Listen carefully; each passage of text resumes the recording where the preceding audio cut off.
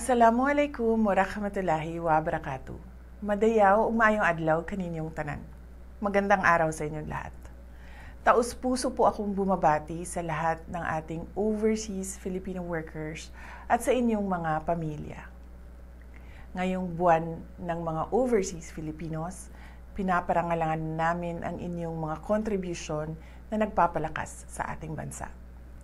Naglalakbay at nagtatrabaho kayo sa iba't ibang kontinente, nagpapadala ng remittance at nag-aangat sa milyong-milyong pamilya at nagpapaunlad sa ating ekonomiya na siyang nagtatayo ng tulay ng pag-asa.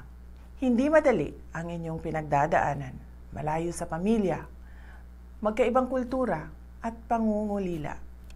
Ngunit patuloy kayong nagsisikap at nagpapakita ng katatagan at karangalan.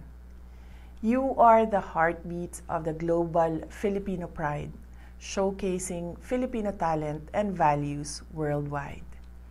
As we honor your contributions, I call on our government and communities to strengthen support systems, better consular services, mental health resources, and reintegration programs to ensure your rights are protected and your sacrifices are recognized.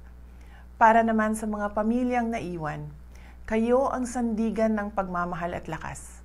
Ang inyong sariling sakripisyo at katatagan ang pinagmumulan ng inspirasyon at tapang ng bawat overseas Filipino worker.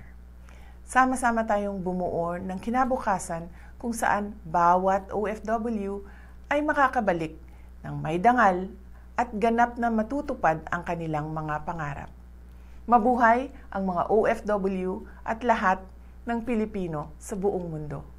Mahalin natin ang Pilipinas para sa Diyos sa bayan at sa bawat pamilyang Pilipino. Syukran.